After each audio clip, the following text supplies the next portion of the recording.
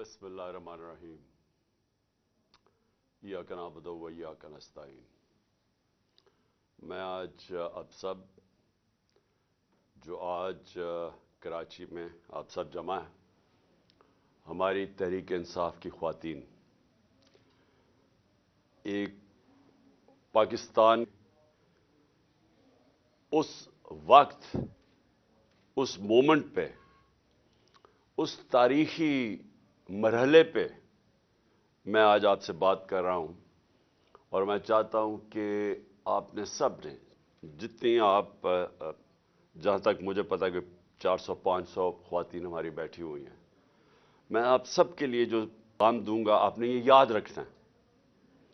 क्योंकि देखें, मुल्क की तारीख में ऐसे वक्त आते हैं जिनको तारीख डिफाइनिंग मोमेंट्स कहती है। आवाज आ रही? डिफाइनिंग मोमेंट्स का क्या मतलब होता है? डिफाइनिंग मोमेंट्स का मतलब यह होता है कि वो फैसला कुल टाइम जिधर एक मुल्क तबाही की तरफ भी जा सकता है, अरूज की तरफ भी जा सकता है। पाकिस्तान की तारीख का आज सबसे बड़ा क्राइसिस है। अगर मैं क्राइसिस देखूं तो हमारी जिंदगी के अंदर हमारा मुल्क टूटा, बांग्लादेश बना, मुझे वो अभी भी याद है। बहुत बड़ा क्राइसिस था पाकिस्तान में। और उसके अलावा भी क्राइसिस आए, लेकिन कभी भी ऐसा क्राइसिस नहीं आया जो आज है। एक आदमी के फैसले से, वो कौन था, वो आप सब जानते हैं कौन था, जिसके फैसले से एक ऐसा मुल्क के अंदर बुरहान आया है जिसकी पेशन गोई आज से मैंने 7 महीने पहले कर दी थी। वो इसलिए नहीं कि मुझे कोई अल्लाह ने गैब का इल्म दिया है, क्योंकि मैं पाकिस्तान की तारीख जानता हूं। और मैं ये खास तौर पे ये जो दोनों जमातें जिनकी लीडरशिप के ऊपर किताबें लिखी हुई हैं, इनकी करप्शन के ऊपर, इंटरनेशनल अखबारों में इनकी करप्शन लिखी हुई है, सिर्फ यही देख लें कि इन दोनों ने एक दूसरे के मुतल्लिक क्या कहा है। 20 साल ये एक दूसरे को चोर कहते रहे और दोनों ही सच बोल रहे थे। इनकी गवर्नमेंट 90 की दिहाई में 2-2 दफा करप्शन में गई। तो जब ये दो करप्ट खानदान ऊपर बैठे थे, तो आप याद रखें कि हिंदुस्तान 90 की दिहाई में पहले हमारे से आगे निकला। 90 की दिहाई से पहले हमेशा पाकिस्तान आगे था, हमेशा हम हिंदुस्तान से आगे थे। बर्रे सगीर में सारे इकोनॉमिक इंडिकेटर्स कहते थे हम आगे हैं। डॉक्टर इशरत हुसैन ने अपनी किताब में यह लिखा हुआ है। लेकिन 90 की दिहाई जब इन दोनों की पार्टनरशिप लगी, तब से पाकिस्तान पीछे रह गया और बांग्लादेश भी आगे निकल गया। तो जो मैं आज आपको बात बताना चाहता हूं, ये आपने बड़े गौर से इसलिए सुननी है कि ये इसके हमारी अब जद्दोजहद के ऊपर पाकिस्तान का जो मुस्तकबिल है वो डिपेंड कर रहा है। हम कितनी लोगों के अंदर शऊर पैदा करते हैं, कितना हमने जो डोर टू डोर कैंपेन शुरू की हुई है, हम घरों में जाके लोगों को जगाते हैं। और जितना अवाम में शऊर आता जाएगा, उतना ही हम ये जो इतना बड़ा आज क्राइसिस के अंदर हम पड़ गए और ये मजीद बिगड़ेगा, हम इसका मुकाबला कर लेंगे। और वाहिद आपकी जमात है। ये याद रखें, आज अगर कौम किसी की तरफ देख रही है, वो आपकी तरफ देख रही है, क्योंकि ये सब एक तरफ हो गए हैं। सारी जमातें जो 30 साल से, और खास तौर पे ये दो बड़ी जमातें जो इक्तदार में बैठी रही हैं, ये सब एक तरफ हो गई हैं। और इस वक्त कौम को सिवाय आपकी जमात के कोई और नहीं नजर आ रहा जो पाकिस्तान को इस मुश्किल वक्त से अब निकालेगा। और ये हमेशा याद रखें कि हम अब तक ये उम्मीद लगा के रहते थे जी कि चलें जी, पॉलिटिशियंस ने बुरा किया तो एस्टैब्लिशमेंट आ जाएगी और वो बचा लेगी। इस वक्त जिधर हम खड़े हैं, उसमें एक आदमी जिसके पास बड़ी ताकत थी, जनरल बाजवा, उसका बहुत बड़ा हाथ है, बल्कि उसी का हाथ है जो आज हम यहां खड़े हैं। اور میں پھر سے کیونکہ بار بار اپنی قوم کو یہ بتانا چاہتا ہوں کہ میں نے اس کو بتایا بھی تھا اور میں نے شوکت ترین کو بھی بھیجا اس کو سمجھائیں کہ اگر آپ نے حکومت کو، ہماری حکومت کو ڈی سٹیبلائز کیا، جو بڑی مشکلوں سے ایک بینکرپٹ ملک تھا جو ہمیں ملا تھا، آج وہ کوئی اخبار میں اشتہار آیا ہوا ہے جی کہ انہوں نے ڈیفالٹ سے بچا لیا پاکستان کو. یہ ابھی اسد عمر نے میرے سے پہلے آپ سے بات چیت کی تھی. اسد عمر فائنانس منسٹر تھے جب ہماری گورنمنٹ آئی 2018 میں. ذرا اسد عمر سے بعد میں پوچھیں کہ ہمارے اوپر کیا گزر رہی تھی جب ہمیں پتہ چلا صرف $8 ارب کے ہمارے پاس ریزروز رہ گئے تھے. یہی اسحاق ڈار نے سارا پیسہ ایک ڈالر کو صرف مصنوعی طور پہ کنٹرول کرنے میں اس نے ہمارے اربوں ڈالر کے ریزروز غائب کر دیے. اور وہ ٹائم تھا جب جو تیل انٹرنیشنل مارکیٹ میں وہ آج کے مقابلے میں سب سے کم تھا. اس کی خوش قسمتی نون لیگ کی یہ تھی کہ ان کے دور میں تیل سب سے کم تھا.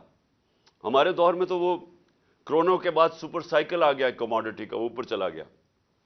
میں اس لیے یہ آپ کو باتیں بتا رہا ہوں کہ آپ کو بیک گراؤنڈ پتہ چلنی چاہیے کہ یہ حکومت جو ہے، یہ جو پی ڈی ایم ہے، ان کی ساری جو ترقی ہوتی ہے وہ اشتہاروں میں ہوتی ہے، پروپیگنڈا میں ہوتی ہے، صحافیوں کو پیسہ کھلا کے ہوتی ہے، میڈیا ہاؤسز کو ساتھ ملا کے ہوتی ہے، گراؤنڈ پہ نہیں ہوتی.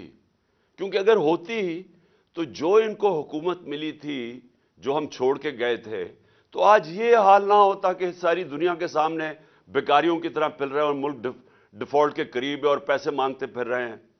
یہ نہ ہوتا.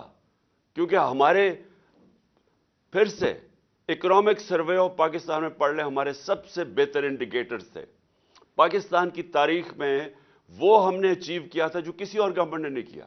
ریکارڈ ہم نے ایکسپورٹس اور جو بھی exports, tax collection, remittances, service sector کی سب سے زیادہ ایکسپورٹس ہمارے دور میں ہوئی. اور زراعت جو کہ ملک کی ریڑھ کی ہڈی ہے، جو کسانوں سے پوچھیں کہ کسانوں کے کیا حالات تھے اور آج کیا حالات ہیں، تو ادھر سے انہوں نے ملک کا جو آج کھڑا کیا تباہی کے کنارے پہ. یہ میں اس لیے آپ کو کہہ رہا ہوں کہ ہمیں اب سب کو مل کے اب جد و جہد کر کے اس ملک کو نکالنا ہے ادھر سے. اور میں یہ آپ کو کہنا چاہتا ہوں کہ ہم ہی وہ پارٹی ہے. ہم اب پوری ایک تیاری کر رہے ہیں. ہم اپنی اکانومی کے اوپر پورا ہم نے ایک وائٹ پیپر تو ان کا بتایا ہے، اور اپنا ہم اب بیٹھ کے باقاعدہ وار گیمنگ کر رہے ہیں کہ ہم نے پاکستان کو کیسے نکالنا ہے. وہ کون سے اب انقلابی ہمیں قدم اٹھانے پڑیں گے کہ اپنے ملک کو اس دلدل سے نکالیں گے.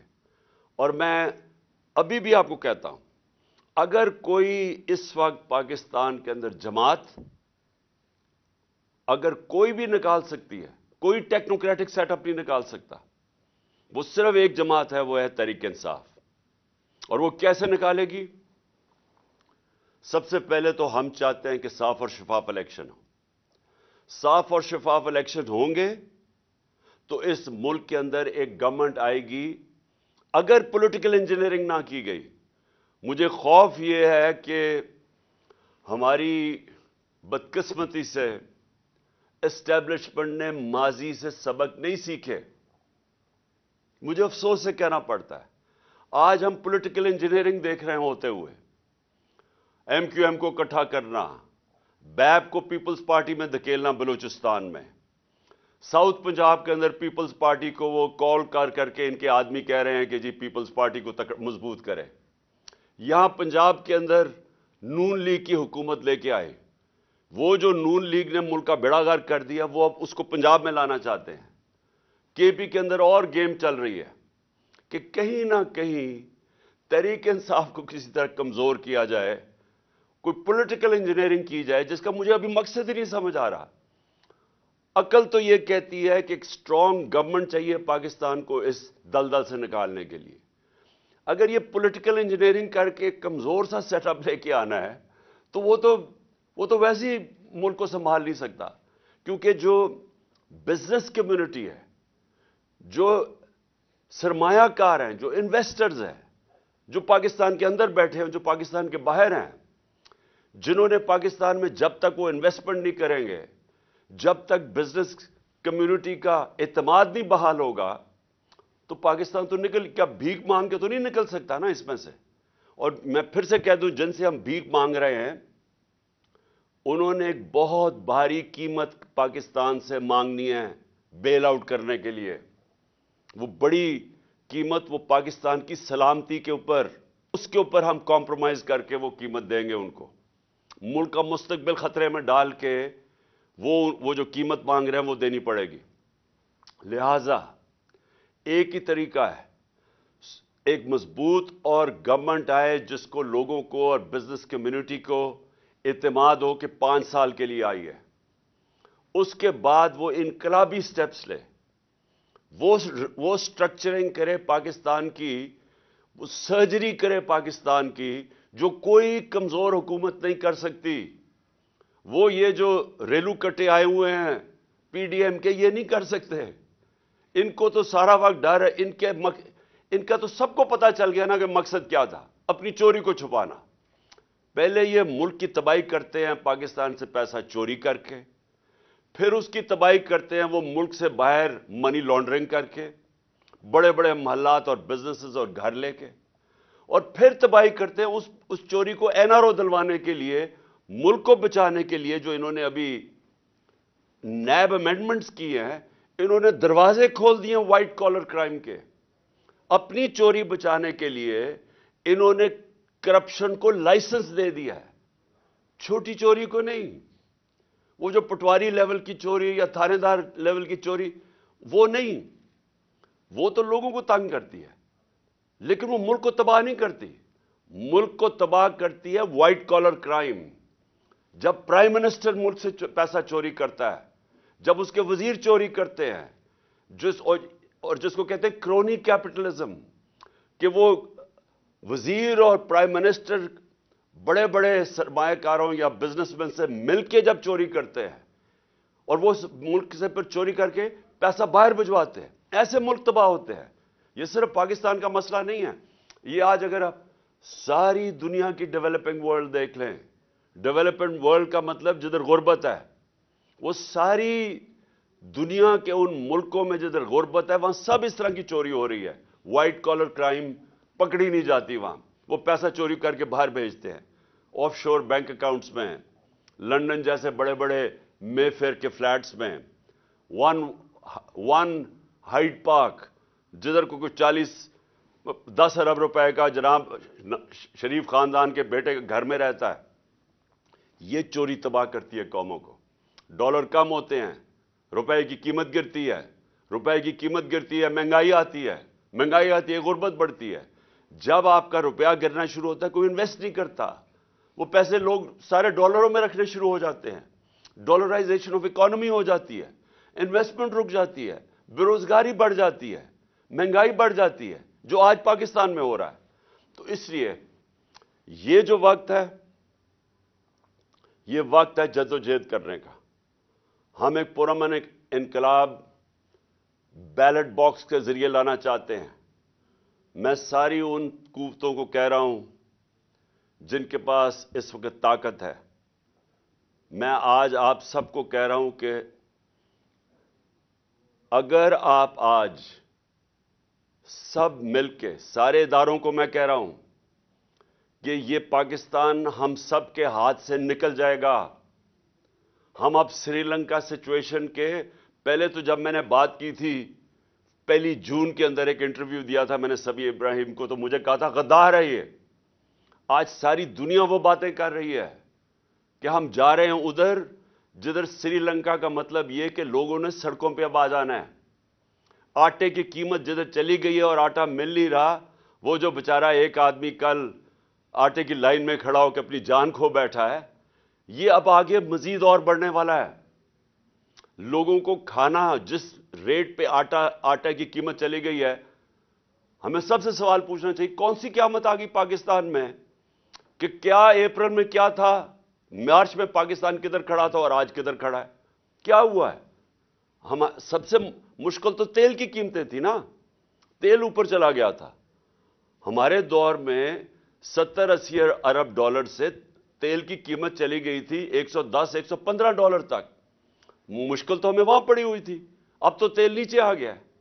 تو کیا یہ وجہ ہے کہ آج پاکستان میں قیمتیں بھی آسمانوں پہ چلے گئی ہیں, روپیہ بھی گر گیا ہے, انڈسٹری بھی بند ہو رہی ہے, آج 50 سال میں سب سے زیادہ مہنگائی ہے پاکستان میں اور بڑھتی جا رہی ہے. آج کوئی مجھے سمجھائیں کہ کیا وجہ ہے کہ پاکستانی دل مایوس ہو کے ملک چھوڑ کے جا رہے ہیں. 7.5 لاکھ پاکستانی چھوڑ کے ملک چلے گئے ہیں. کیونکہ امید ختم ہو گئی ہے. وہ جب ان لوگوں کی شکلیں دیکھتے ہیں اور دیکھتے ہیں کہ بدقسمتی سے ہمارے طاقتور حلقے بھی ان کے ساتھ کھڑے ہیں, لوگ تو مایوس ہو گئے ہیں پاکستان سے. تو یہ وقت ہے, یہ میں سارے اداروں کو کہہ رہا ہوں کہ یہ وقت ہے ملک کو سنبھالنے کا. یہ سب کے ہاتھ سے نکلنے والا ہے, اور یہ سنبھالے گی ایک پولیٹیکل پارٹی جس کی جڑیں ہیں سارے پاکستان میں, جو کہ فیڈرل لیول کے اوپر واحد ایک پولیٹیکل پارٹی ہے جو ملک کو اکٹھا رکھ سکتی ہے. ہمارے دشمنوں کا ایجنڈا پورا ہو رہا ہے. یہ تو حکومت ایسے آئی ہے, یہ جو امپورٹڈ حکومت ہے یہ تو ایسے آئی ہے کہ ایک ایجنڈا پہ آئی ہے ملک کو تباہ کرنے کے لیے, اور ملک کو اپنے گھٹنوں پہ کرنے کے لیے, تاکہ ہم کمزور ہوں اور پھر ہم جو بیرونی ایجنڈا چاہتا ہے, ہمارے دشمن چاہتے ہیں کہ کمزور پاکستان کو ٹکڑوں میں کر دے, یہ تو اس طرف جا رہے ہیں ہم. یہ ہے وقت ایکشن لینے کا. ایکشن کیا ہے؟ Free and fair elections.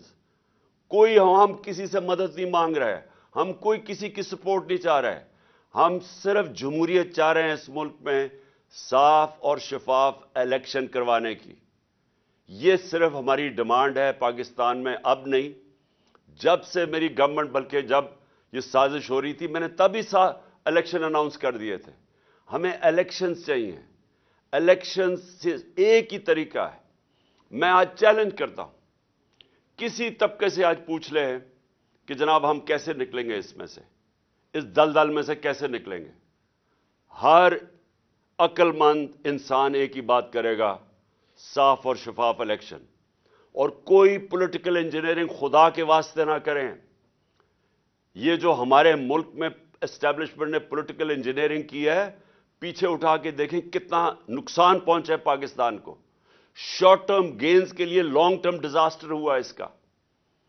تو میں آخر میں اپنی کراچی کی خواتین کو کہنا چاہتا ہوں, اب یہ آپ کے لیے پالیٹکس نہیں ہے, یہ جہاد ہے. آپ اصل میں ملک کے لیے, اب اپنی قوم کے لیے نکل رہے ہیں. آپ اپنی ذات کے لیے نہیں نکل رہے, عہدوں کے لیے نہیں نکل رہے, وزارتوں کے لیے نہیں نکل رہے. آپ اپنے ملک کو بچانے کے لیے نکل رہے ہیں. ایسے حالات میں نے کبھی پاکستان میں ایسے حالات نہیں دیکھے تھے.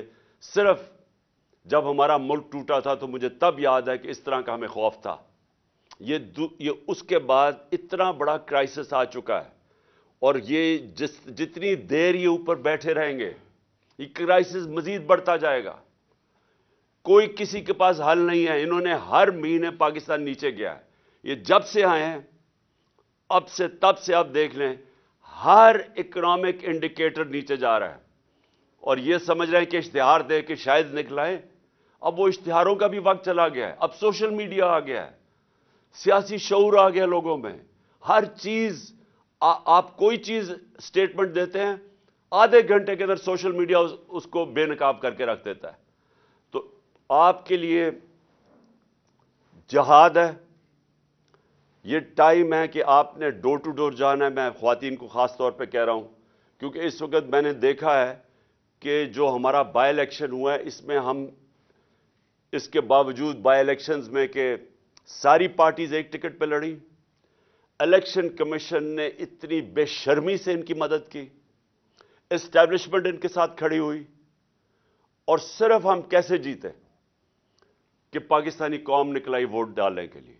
انہوں نے ہمارے ووٹس بھی باہر پھینکے, جو حلقوں سے کوشش کی کہ ہمارے ووٹس باہر پھینک دیں, فیملیز کے ووٹ توڑے, سب کچھ کیا انہوں نے. لیکن جو ہم نے آخر میں اسیس کیا, کبھی اس طرح خواتین نہیں نکلی تھی ووٹ ڈالنے میں جو اس باری نکلی ہیں.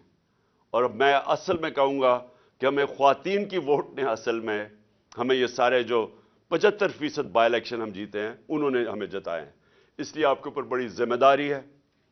آپ کا ملک ہے, آپ کی فیملیز ہیں, آپ کا مستقبل ہے. آپ نے اب مل کے ہمارے ساتھ اس ملک کی خواتین اور مردوں نے اور بچوں نے اور سٹوڈنٹس نے اور نوجوانوں نے مل کے اب انشاءاللہ پاکستان کو اس بحران سے نکالنا ہے. پاکستان زندہ باد.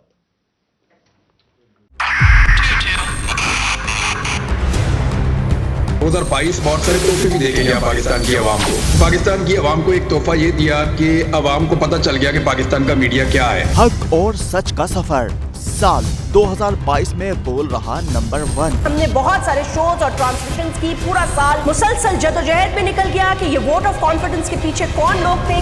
توڑے ریٹنگ کے سبھی ریکارڈ. سوشل میڈیا پر بھی سب سے زیادہ تیزی سے 2.4 بلین ویوز کا سنگ میل عبور کیا. اینکرز کو بھی عوام میں سب سے زیادہ مقبولیت ملی اور سوشل میڈیا پر بھی بول رہا سب پر بھاری. سبسکرائب کریں اور بیل دبائیں تاکہ کوئی خبر رہ نہ جائے.